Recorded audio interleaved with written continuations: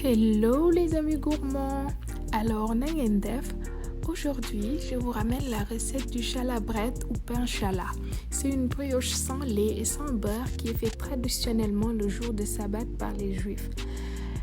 Il est très bon, la mie est très filante. En plus, c'est idéal pour accompagner des plats salés comme sucrés.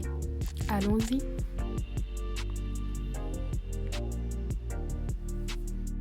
Alors, on va commencer par mettre la levure, l'eau et on mélange un tout petit peu. Après, on rajoute le miel et on mélange.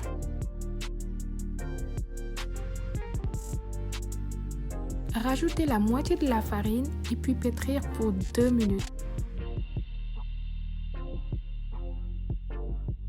Après cela, on rajoute les 2 œufs et les 4 jaunes et on pétrit encore pendant 2 minutes. Après, on rajoute le reste de la farine, le sel et l'huile et on part pour un pétrissage pendant 8 minutes.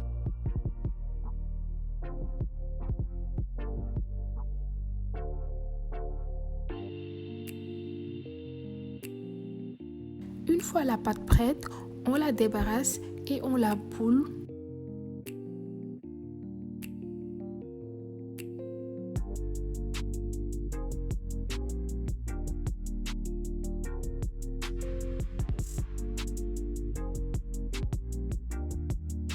On la laisse reposer pour lever pendant 1h30 à 2h ou bien jusqu'à ce que ça double de volume.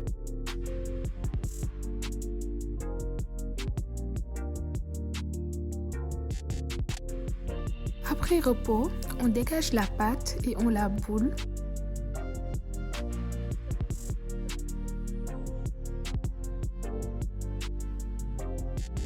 Et on forme des petits bâtons de 100 grammes. 5 bâtons plus précisément, ou bien on divise la pâte en 5 par égale si on veut un très grand pain challah.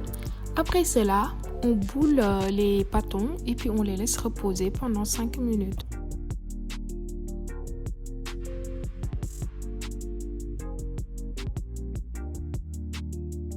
Pour former les boudins, je le fais en plusieurs étapes parce que la pâte étant très élastique, il faut du temps de repos pour que l'étalage ou bien le boulage se fasse bien.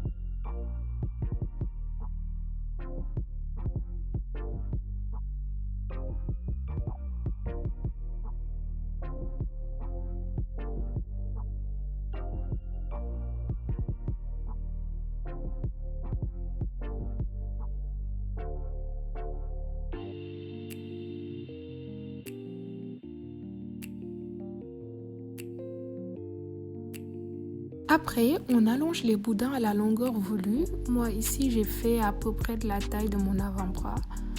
Et on les pose de côté pour après faire le tresse.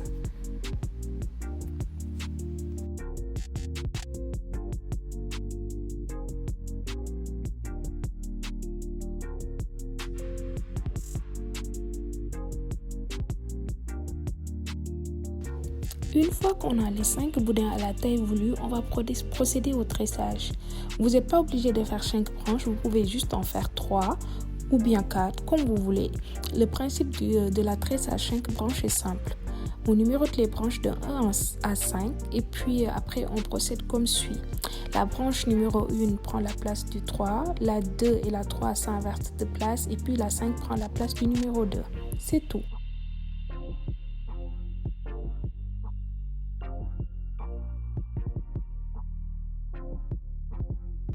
Déposer la brioche sur une plaque et puis le recouvrir de papier film et c'est parti pour une deuxième pousse pour 1 heure de temps.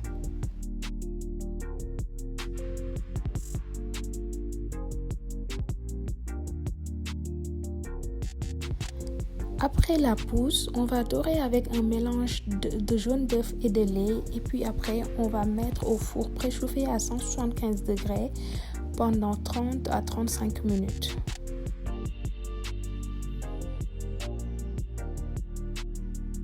Et voilà notre pain chala. Ça prend un tout petit peu de temps pour la faire, mais sérieusement, ça en vaut clairement la peine. Vous ne regretterez pas.